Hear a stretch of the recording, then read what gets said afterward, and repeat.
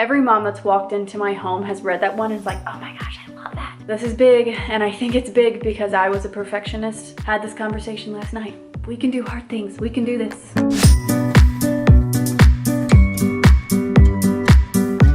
Hey guys, welcome back to my channel. I feel excited, a little nervous about today's video.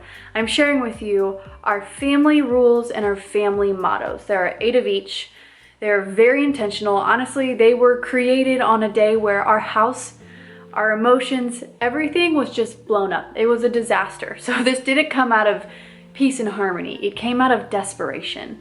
And that's kind of what I picked up when you guys were asking me to hear our family rules and mottos. I felt like there was this desperation of, ooh, I feel like I need that in my house. I mean, I got countless messages about hearing what our rules and mottos are. And the last thing I want you guys to think is that I have it all together and that Tate and I, we're doing a good job, because that's not the truth. These, if anything, are proof that we are trying really hard to parent, to raise children, and to have a family with intention behind it. They're gonna evolve as my kids get bigger, as Tate and I grow wiser. They're gonna evolve. And if you have anything that you would like to add to yours, I wanna hear them below, because that's how I figured out what ours were. I asked people, I researched, I prayed, and here are our rules and our mottos. This is my frame. Honestly, it could be prettier. I feel like I need to try again, but at least this is what we have for now.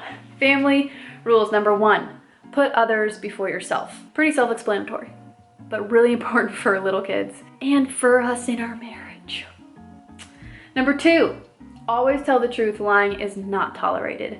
I love saying these. We do say these out loud. And that one just is like, lying is not tolerated. It's like a, I don't know, it's powerful. Number 3, make your bed every morning. There is truth to those stories, to those facts that making your bed makes you feel like you've accomplished something in the morning, and it sets your day up for goodness, for getting things done, for good work. It's a very mundane task. I feel like life is mundane if you really think about it. And it's so important that it is on our list, and it's number 3. Number 4, you are not expected to be perfect, therefore you may not expect perfection from others. This is big, and I think it's big because I was a perfectionist growing up, still am, still battle that all the time.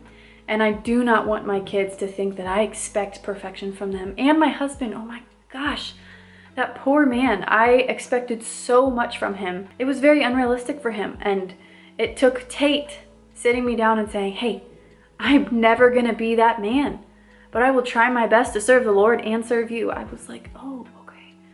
Yeah, that's what life's about, not perfection. Number 5, if you make a mess, clean it up. There's 1 woman in here and 3 boys. And yeah, this one is repeated probably the most. We're getting there though. 6, electronics are a privilege, not a right. This is humongous, and every mom that's walked into my home has read that one and is like, oh my gosh, I love that. I'm gonna add that to my list too. It's really easy to think that, oh, you know, we deserve TV, we deserve Instagram, we deserve these things because they're so normal, but they really are privileges, as is technology. Our role, our goal, our purpose in life is not to waste time in front of technology. And I try to tell my kids that, like, TV steals from your life.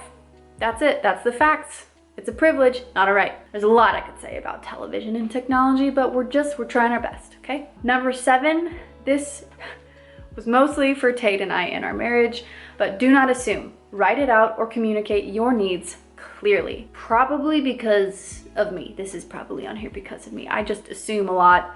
Like, you're supposed to know when I need help. You're supposed to know when I'm not okay, when I'm fine, you know? I'm working on that. It's nice to read it out loud almost every day because I need help there. Number 8, last one, we include everyone always, even if it's uncomfortable, inconvenient, or crowded. That one is probably one of my favorites on the list.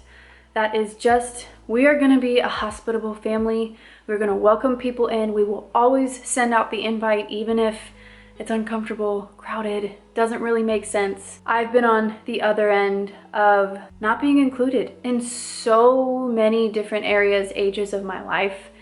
And it is one of the hardest things to, like, grasp and to accept when you're left out. Jesus was the most inclusive person. He included everyone, the tax collectors, the prostitutes, the lame, the sick. He included the children. He included everyone. And I want our home to be like that. I want you to walk in and know that you are always welcome, and we will always cook you something yummy, okay? I like that one. It just means a lot to me, and I hope my children take that with them too. My parents were so good at that. They always had people over, strange, quiet, nice, loud, all the time. And it was just our norm, and I loved that. Actually, as a child, I don't think I loved it, but as an adult, I see the value. Okay, now for our mottos, same thing.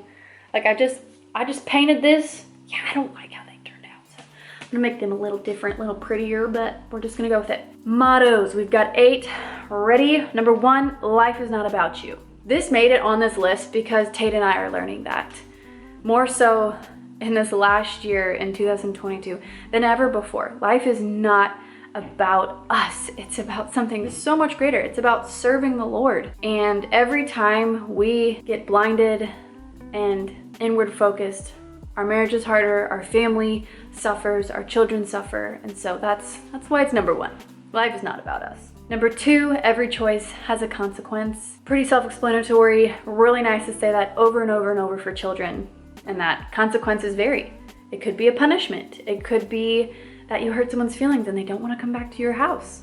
Lots of things, lots of consequences. We're learning that daily. Number 3, gratitude is your greatest weapon. Number 4, church is your greatest protection. These are important to me because gratitude being your greatest weapon, gratitude is what I've used in my darkest seasons of life to fight back against evil, to fight back against horrible thoughts in my head, to fight back against selfish desires. It's just gratitude. It gets you out of so much darkness. It's your greatest weapon. I really believe that. Church is your greatest protection.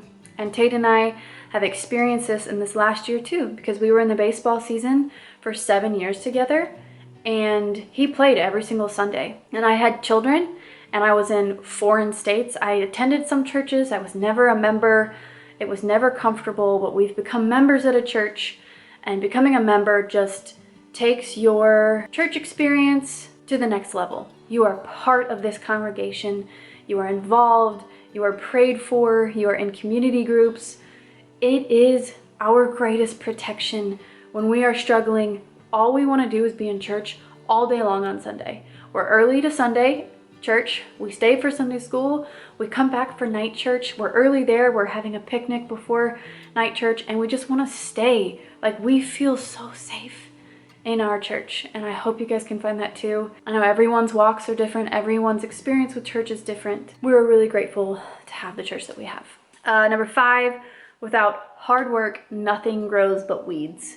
It's actually a very important one for our family. Our experience is going to be different from everyone else's, but this one is just, I don't know. I mean, in this culture our children are growing up in, I want them to know that, like, you have a lot. You have a lot of things that make your life easier, but nothing will replace hard work, ever. We are human beings. God created us to work. They worked in the garden before sin even existed. So work is essential, and I want them to know that. Number 6, kind of tails on to number 5, is we can do hard things. As the Matheny family, we do hard things. We are not exempt. As much as we hope and believe that we are not exempt from that. And Tate and I are learning those lessons too. Literally had this conversation last night. We can do hard things. We can do this. Number 7, one of my favorite Bible verses that I talk about a lot on this channel is, for where your treasure is, there your heart will be also. It's really easy to treasure the wrong thing because it's so normalized. And, you know, we're not more sinful than we were 2,000 years ago. That's why it's in the Bible. It's timeless, it's powerful, and it really just makes you do a heart check in 2 seconds. Number 8 is, to be a Christian means to forgive the inexcusable because God has forgiven the inexcusable in you. That's a quote from C.S. Lewis. And I think it's just a great conclusion to all of this, is that we will never be perfect. We will always be failing. We are never deserving of what God has given us. And so why should we ever choose to not forgive failure in other people or failure in ourselves? God chooses to forgive us.